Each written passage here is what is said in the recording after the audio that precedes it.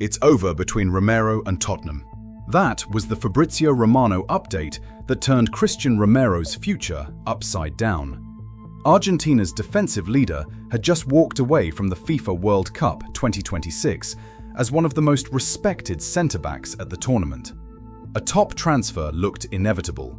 Atletico Madrid admired him, Inter Milan wanted him, Barcelona were watching. But days later, the brutal truth emerged.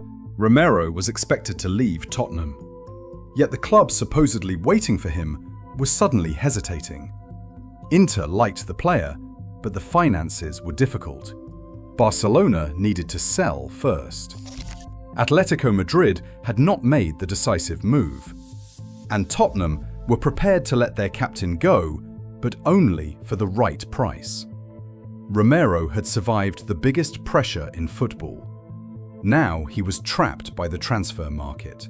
Cristian Romero had emerged from the tournament as one of Argentina's defensive leaders. Aggressive, fearless, built for knockout football. While Argentina's attack carried the headlines, Romero gave Lionel Scaloni exactly what he always demanded at the back: confrontation, intensity, and the willingness to defend every meter as if it belonged to him personally. Argentina reached the FIFA World Cup 2026 final before losing 1-0 to Spain after extra time. Romero returned from the tournament without the trophy, but with his reputation as an elite international defender still intact. At 28, he appeared to be entering the perfect transfer window. He had Premier League experience. He had already been named Serie A's best defender earlier in his career. He was a World Cup winner from 2022, a Copa America winner, and captain of Tottenham Hotspur. This was supposed to be the moment a European giant arrived, placed the money on the table, and ended his time in North London. Atletico Madrid had admired him before. Inter Milan needed defensive reinforcements. Barcelona was searching for opportunities. For Romero, the road out of Tottenham appeared wider than ever. Then came Romano's update. It's over between Romero and Tottenham. Tottenham had strengthened at centre-back, had no European football, and were prepared to let their captain leave. Inter was seriously interested. Barcelona were monitoring the situation. Atletico Madrid remained connected to the story, but there was a problem attached to every possible escape route. Inter wanted him, but first had to prove they could afford the entire operation. Barcelona liked him, but only if another centre-back left. Atletico had put him back on their radar, but had not opened formal negotiations. Romero was expected to leave Tottenham. The problem was finding somewhere definite to go. That was the real World Cup bombshell. A player could perform on the biggest stage, reach the final, and still return to Europe with fewer clear options than expected. Romero had not become unwanted because he failed at the tournament. He had become trapped because the clubs interested in him either lacked the money, the space, or the conviction to complete the deal. Before we expose who really left Romero stranded, subscribe to the World Cup Whistleblower for the transfer battles, controversies, and hidden stories behind the biggest names from the FIFA World Cup 2026. Because the word backstabbed depends entirely on who you believe. Tottenham could be accused first. Romero had been their captain. He had made more than 100 appearances. He had played through unstable seasons, managerial changes, and defensive collapses that were never his responsibility alone. Then Tottenham rebuilt their defence and prepared to move him out. Jan-Paul van Hecke arrived, Marcos Senesi arrived, Kevin Danso and Mickey van der Ven were already available. Without European football, Tottenham no longer needed such a crowded group of senior centre-backs. The player who once looked untouchable had suddenly become the most valuable defender they could sell.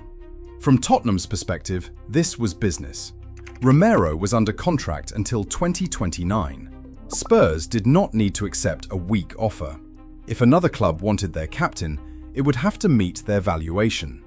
From Romero's perspective, it could feel completely different. The club had strengthened his position, reduced his importance, and then placed a price on his exit.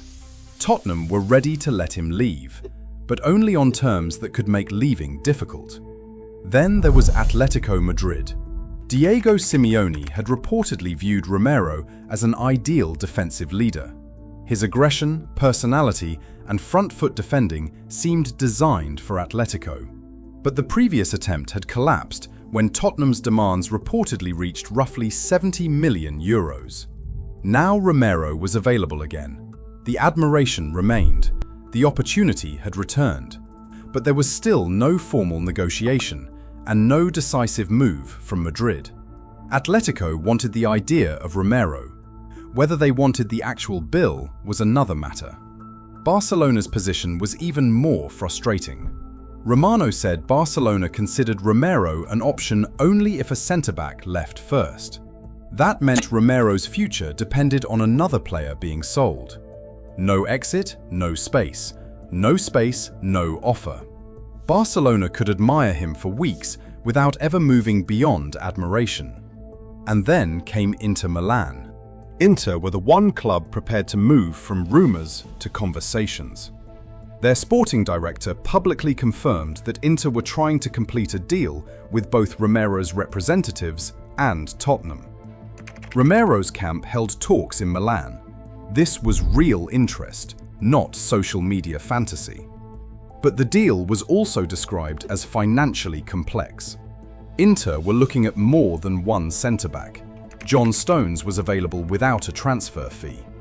Romero required a significant payment to Tottenham, plus wages and contract terms. That is the brutal reality Romero faced. He may have been the better long-term option. He may have been in his prime. He may have been one of Argentina's most important defenders. But a free agent can destroy the market for a player whose club wants tens of millions. Inter did not need to decide whether Romero was good enough. They needed to decide whether he was enough better than a cheaper alternative to justify the entire financial package.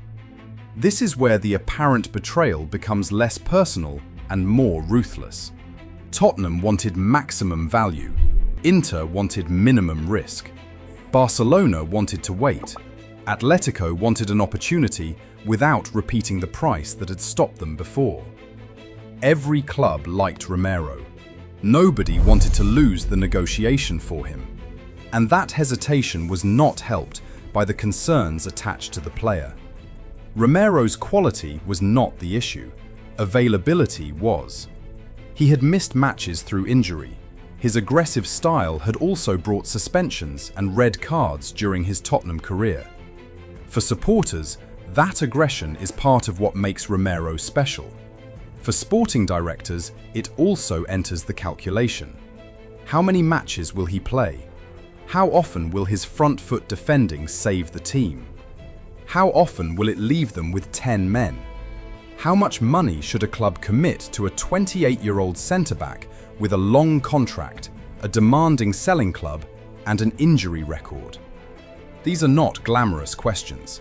They are the questions that decide transfers.